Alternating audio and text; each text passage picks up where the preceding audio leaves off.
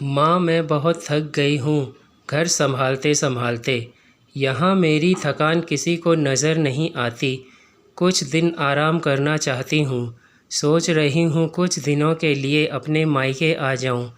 आते हुए अपने बच्चों को भी साथ ले आऊँगी। वे वहीं से स्कूल चले जाएंगे। आखिर एक ही शहर में ससुराल और मायका होने का कुछ तो फ़ायदा मिले। नम्रता ने फ़ोन पर अपनी माँ से कहा। पार्वती जी ने दूसरी तरफ से कहा, हाँ बेटा, जब तेरी इच्छा हो आ जाना। आखिर ये तेरा भी तो घर है। ठीक है माँ, तो मैं कल ही आ जाऊँगी। नम्रता खुश होकर बोली। हाँ बेटा, कल आ जाओ, मैं तुम्हारा इंतज़ार करूँगी। अभी मैं फ़ोन रखती हूँ, मुझे मंदिर भी जाना है। कमला जी ने फ़ोन रख दिया और सीधे किचन में गई। किचन में खाना बना बहू से बोली, अरे अनुपमा, सुनो, कल तुम्हारी ननद आ रही है। आज बाज़ार जाकर फल, सब्ज़ी और मिठाइयाँ लेकर आना। बेचारी मेरी बेटी ससुराल में नौकरों की तरह काम करती है और उस पर कोई ध्यान ही नहीं देता। यहाँ आएगी, कुछ दिन रहेगी तो उसका मन और तबीयत अच्छे रहेंगे। सास के मुंह से ऐसी बातें सुनकर अनुपमा का चेहरा उतर गया। वह मन ही मन सोचने लगी, काश आपको मेरी थकावट भी नज़र आती। मैं भी दिन रात झाड़ू पोछा, बर्तन, खाना बनाना, मार्केट जाना और हर वह काम करती हूँ जिससे हमारे परिवार वालों को कोई दिक्कत ना हो। काश आप मुझ पर भी ध्यान दे पाती। आपकी बेटी तो जब मन में आता है तब यहाँ आ जाती है, लेकिन मैं साल में एक बार ही अपनी माँ के पास जाती हूँ, तब भी आपको प्रॉब्लम होती है। मैं भी इंसान हूँ, मेरा भी मन है। मुझे भी लगता है अपनी माँ के पास जाकर थोड़ा आराम करूँ, सुख दुख की दो चार बातें करूँ, अपना मन हल्का करूँ। भगवान, अब तुम ही कुछ करो ताकि मेरी सास की आंखें खुलें और उन्हें मेरी थकावट भी नज़र आए। शाम तक भगवान ने जैसे अनुपमा की सुन ली और उसकी ननद का फ़ोन आया। ननद ने अपनी माँ से कहा कि उसकी सास ने उसे मायके जाने के लिए मना कर दिया है, इसलिए इस बार वो नहीं आ सकती। पार्वती जी बोली, ऐसे कैसे मना कर दिया? पहले तो कभी वह तुम्हें आने के लिए नहीं रोकती थी, इस बार भला क्या हो गया? लाओ मेरी बात कराओ उनसे, मैं समझाती हूँ उन्हें। नम्रता ने फ़ोन अपनी सास के पास दिया।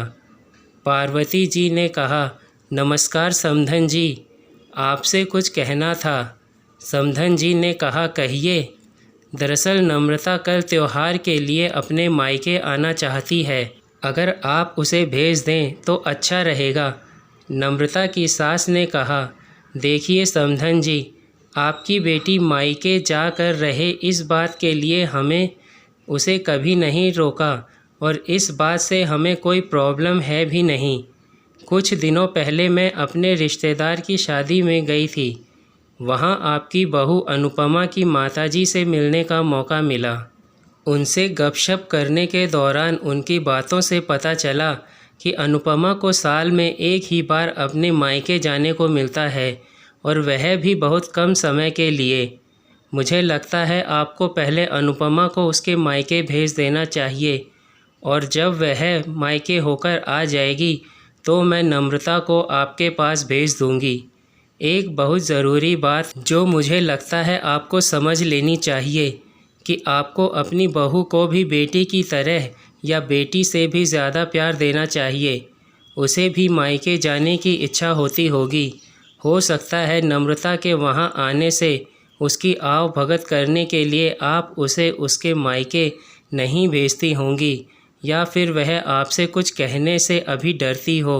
अगर आप उसको घर में ही कैद रखेंगी तो एक दिन ऐसा आएगा जब वह आपके खिलाफ़ बोलने लगेगी, फिर वह आपकी सुनेगी भी नहीं और जब चाहे तब अपने मायके जाएगी। ऐसी परिस्थिति आए, इससे अच्छा है कि आप कुछ बदलाव अमल में ले आएं जिससे आपका रिश्ता और रिश्ते की मिठास खराब ना हो।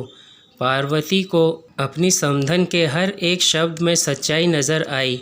उन्हें महसूस हुआ कि उन्होंने अपनी बेटी के प्यार में अंधे होकर कभी भी अपनी बहू के मन का विचार नहीं किया। उन्होंने हमेशा ही अपनी बेटी को अपने बहू से ऊपर रखा। दूसरी तरफ नम्रता भी अपनी भाभी के बारे में हो रही इस बातचीत को सुन रही थी। उसने भी रियलाइज़ किया कि वह कभी भी अपनी भाभी के साथ ठीक से बात नहीं करती और जब जब वह अपने मायके जाती है तो भाभी थोड़ी उदास रहती है। पार्वती जी ने अपनी बहू को बुलाया और उसे कहा कि अनुपमा, कुछ दिनों के लिए नम्रता नहीं आने वाली है, इसलिए पहले तुम अपने मायके होकर आ जाओ। यह सुनते ही अनुपमा का चेहरा खिल गया, क्योंकि यह पहली बार था जब उसकी सास ने सामने से उसे अपने मायके जाने के लिए कहा था। अगले दिन अनुपमा अपने मायके गई और इस बार 1-2 दिन नहीं बल्कि पूरे हफ्ते भर रहकर आई। अपने माँ बाप से, अपने रिश्तेदारों से मिलकर आई और जब वह लौटकर आई तो उसका चेहरा खिला हुआ था, उसकी आंखें चमक रही थी। अनुपमा के आने के बाद नम्रता भी अपने मायके आई और इस बार वो खुद सामने से अपनी भाभी से खुशी खुशी मिली और अच्छे से बात की।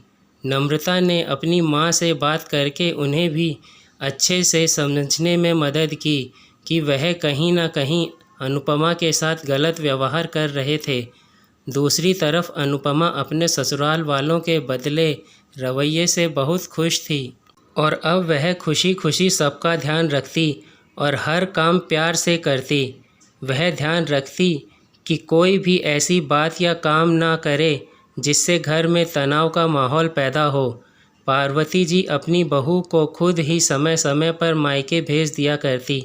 एक छोटे से बदलाव ने सास बहू और भाभी ननद के बीच की कड़वाहट को दूर कर दिया और रिश्तों को और भी ज़्यादा मीठा और मजबूत कर दिया।